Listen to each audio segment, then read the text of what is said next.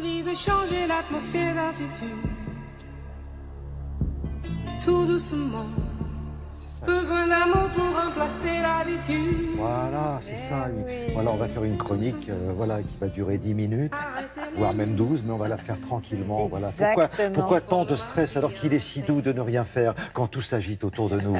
C'est vrai qu'on mène une vie à 100, 105, 200 à l'heure et que tout ça, c'est générateur de stress. Oui. Bonjour Brigitte, vous allez nous expliquer ou nous donner des conseils pour que on ralentisse un petit peu le rythme. Effectivement, et c'est le mot d'ordre d'un certain nombre de psychiatres et de psychothérapeutes qui disent décélérer, ralentissez. Pourquoi? Parce que nos emplois du temps sont bourrés à ras-bord. Nous avons pourtant les moyens de gagner du temps depuis des années, puisque les progrès techniques nous permettent effectivement d'aller plus vite. Par exemple, on lave plus son linge à la main, on a une machine à laver, on prend l'avion au lieu du bateau, etc., etc. Donc on a la possibilité d'avoir du temps en plus. Or, la plupart d'entre nous remplissent ce temps supplémentaire avec d'autres activités pour être plus productif professionnellement, parce qu'aussi on veut parfois être en forme, cultiver son corps, aller en salle de sport, cultiver son esprit, aller visiter des expositions, aller au théâtre, etc.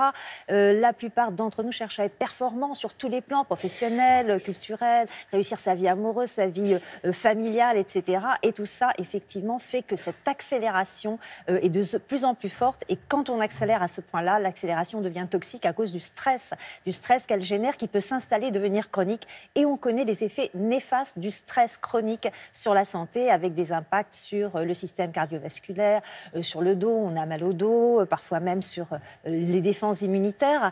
Et donc, effectivement, il y a une nouvelle tendance qui nous dit ralentissez.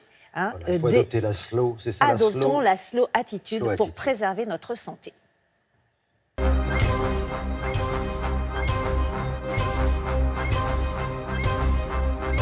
Pour apprendre à ralentir, il faut déjà le décider et se poser un petit peu la question du sens de nos actions. Tant au travail, où effectivement il faut peut-être réduire les cadences, mieux gérer son temps, prioriser un peu ses tâches, ne pas être interrompu pour avoir la satisfaction du travail mené du début à la fin.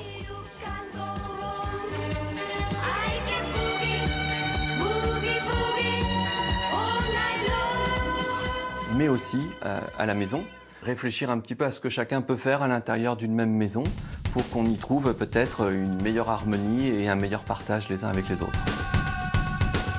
Le jeu peut être une façon de se reconnecter les uns avec les autres, mais aussi des espaces de parole, peut-être d'apprendre à déconnecter tous nos objets une fois par semaine. Retrouver le plaisir d'être ensemble en dehors de toute connexion peut être un bon moyen pour décélérer.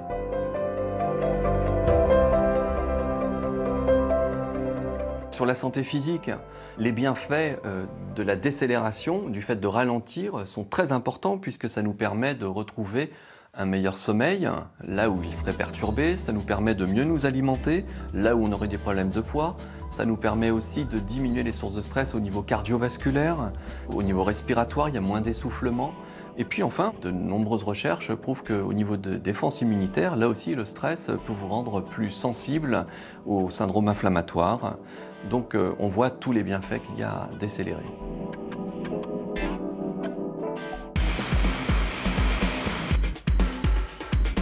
Sur la santé psychique, on sait aujourd'hui que décélérer peut apporter bon nombre de bénéfices, puisque au niveau de l'humeur, on va pouvoir mieux la stabiliser et éviter des sources d'angoisse, des tristesses. Sur le plan intellectuel et cognitif, vous éviterez bon nombre d'erreurs en limitant peut-être ce surmenage intellectuel et bon nombre d'oublis. Là encore, on sait aujourd'hui que le stress est une grande cause d'oubli par sursollicitation. Oula, je comprends. Il va falloir maintenant ralentir. Repartir à la conquête de son temps. Ralentir ne se fait pas en un jour, c'est difficile, mais le bénéfice est de retrouver une meilleure estime de soi-même et de vivre certainement plus longtemps et en meilleure santé. Oui, on est tous pleins de bonne volonté, hein, Brigitte. Enfin, ralentir, comme le disait le professeur, là, ça ne va pas se faire en 2 jours. Non, quand on a l'habitude de vivre à 200 à l'heure en permanence, c'est vrai que ce n'est pas évident de décélérer du jour au lendemain. Ça s'apprend. Et si vous voulez des conseils pour le faire, je vous conseille le livre de Stéphane Zerman, Ralentissez, aux éditions Duno. Voilà, et pour ralentir, vous profitez par exemple d'une superbe exposition dont va nous parler... Ah non, c'est pas tout de suite, elle nous en parlera tout à l'heure. C'est pas tout à fait la même chose.